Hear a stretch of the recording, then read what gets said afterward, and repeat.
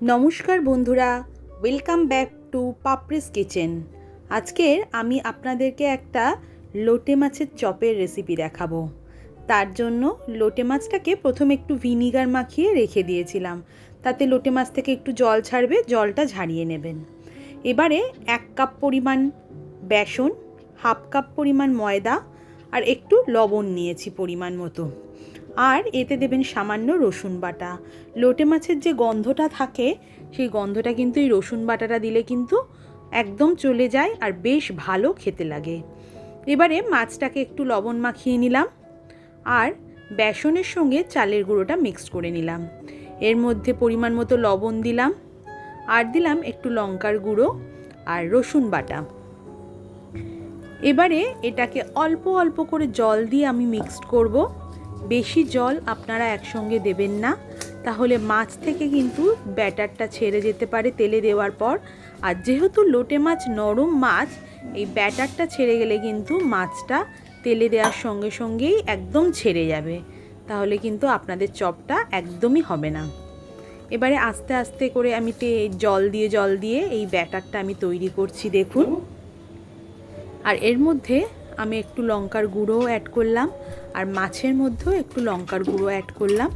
এটা আপনারা যে যেরকম ঝাল খান, দরকার হলে আপনারা কাঁচা লঙ্কা বাটাও এর সঙ্গে অ্যাড করতে পারেন।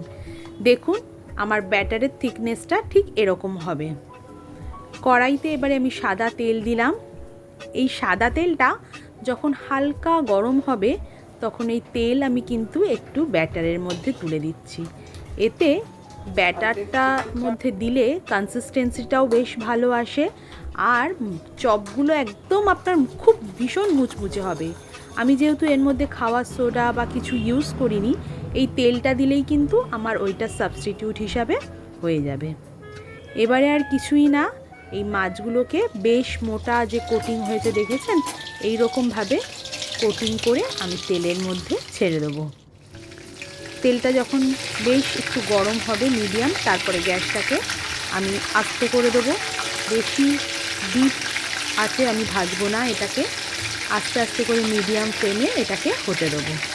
প্রথমে তেলটা অবশ্যই ভালো করে গরম করে নেবেন, নইলে কিন্তু এই চপগুলো নিচে আপনার কড়ার মধ্যে লেগে যেতে পারে। তারপরে গ্যাসটাকে আপনি আস্তে করে দেবেন, দিয়ে মিডিয়াম ফ্লেমে ব্রাউন করে করে ভেজে তুলবেন। দেখুন কিছুক্ষণ পরে আমার চপগুলো বেশ এরকম ক্রিস্পি হয়ে গেছে। হ্যাঁ, এটাকে একটা প্লেটে নিয়ে সার্ভ করে, আর কিছুই না, এর উপর দিয়ে আপনি চাইলে একটু চাট মশলা, আমচুর পাউডার, বিট লবণ ছড়িয়ে দিতে পারেন, না দিলেও কিচ্ছু যায় আসে না। এই চপগুলো এত ক্রিস্পি আর এত সুন্দর খেতে হয়, মানে বলার মতো নয়। আপনাদের এই রেসিপিটা কেমন লাগলো